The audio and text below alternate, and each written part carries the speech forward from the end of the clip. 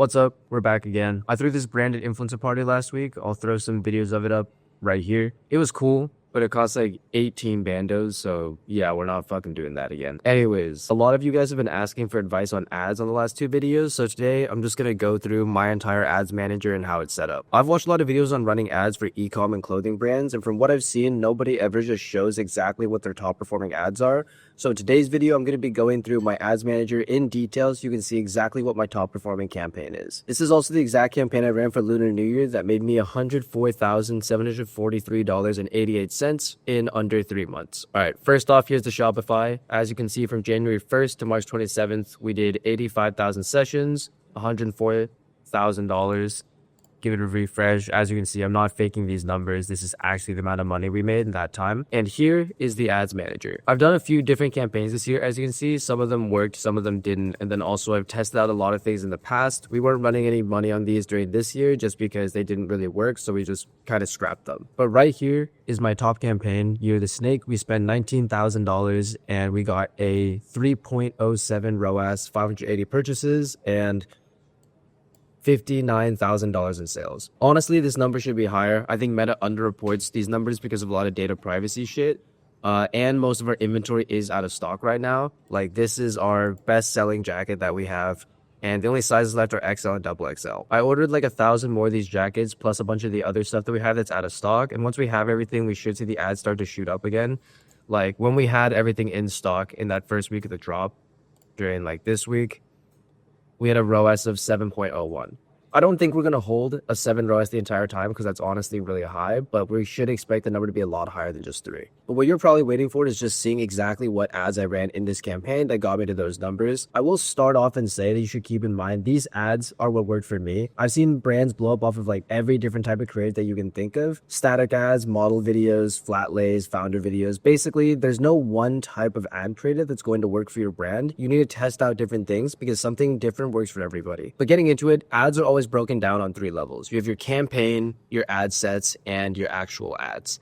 Campaigns are basically the top level where you make all the big decisions. So for this ad campaign that did the best, we had it set on Advantage Plus. We ran all of our conversions onto our website with our event set as purchases. This basically means all you're tracking for is people actually buying something from your website. You don't care that much if they just like visit the store and then leave. The end goal is just to get them to purchase. Next is audience location. This is the location you target or exclude. For now, I just focus on the United States and don't exclude anything, but in the future, I'm probably gonna have different campaigns set up for certain countries and continents. The other big thing that'll matter for you is going to be your daily budget. When you have everything here set up, Meta will give you an estimated reach and conversion number. These are almost always just random guesses that are never actually what you can expect to get. The number is always inflated to get you to spend more money, but don't pay too much attention to what this estimate actually is. You're not going to get 170 conversions every day, only spending $150. You should only really focus on this number if it's too low. If Meta says you're going to get under 0 sales a day, then it's probably a sign that there's something wrong with the ads or something wrong with the budget. So right now I'm only spending $150 a day. We used to spend a lot higher, around $500 to $1,000, but because we're low on inventory, it just doesn't really make sense right now. You can set your own budget to whatever number you want, but the amount you spend is really important. It's not really worth it to run a campaign if your daily budget is under $50 a day, because in my experience, you're not getting enough traffic on just that amount of spend to actually see the ads improve. The way Meta works with a new campaign is that Meta needs to learn who the right audience is, so when you're setting up a new one, you might not even hit the right people until you spend a certain amount of money. Like this Advantage Plus campaign, that's our best one now, used to underperform all of our other campaigns, and it didn't start to do better until a few days in. And that's when I was spending $100 a day. So if you're spending less than that, then you're not going to really know if your ad set's actually working until like a week or 2 in. The most important thing from a setup side is that this is an Advantage Plus campaign. So if I make a new campaign,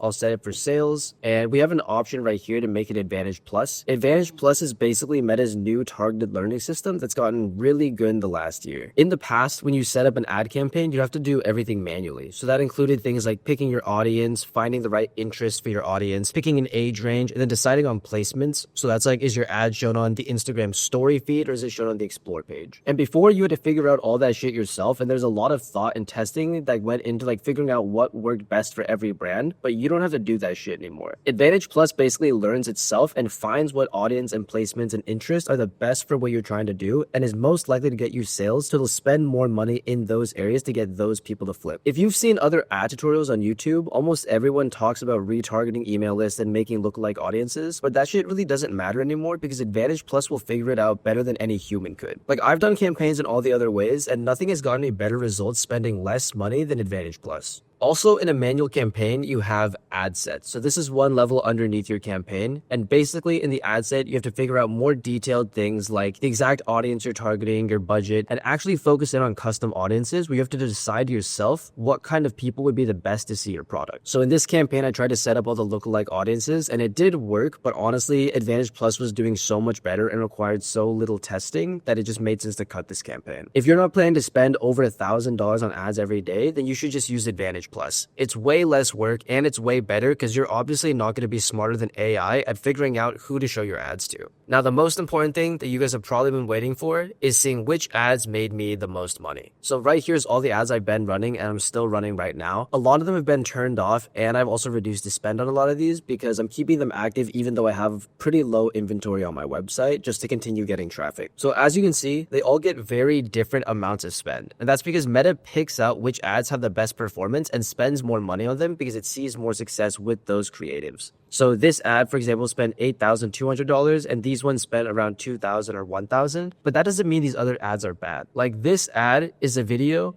of me explaining some of the designs for a new drop. It spends tons of money, but its ROAS is only at 1.85, which is lower than everything else in the campaign. But even though the ROAS is lower, Meta still knows it's the best ad in the campaign, which is why it's getting the most money put into it. But look, like this ad has a 6.8 ROAS, and it's just a carousel of the different products that I'm selling for my drop. If I was just going off numbers, I might turn off everything else and only keep this 6.8 ad alive, but I've done that before and the ads always end up performing like shit. Like the reason why this ROAS is so high is probably a combination of all these ads running together that's causing it to convert super well. You can't just go off the return number because it's never the full story. Like for example, this is the cost per click. So basically the amount on average I have to spend to get somebody to actually go onto my website. The video that's getting the most spend has a cost per click of 35 cents, and the one that I showed that has the best ROAS has almost double at 59 cents. So in terms of just like clicking through the ad, this one is actually better. It just has a way lower ROAS. And like look at these influencer videos that I have running too. They have the lowest CPC out of the whole campaign, but the ROAS is also not that high. It's definitely a good ad because people click through them pretty often. It's super cheap to get them to click through. The ROAS is just not as high as you might expect from a really good performing ad. Basically, you can kind of see a trend in my ads where the ones that get the most spend actually have the lower return.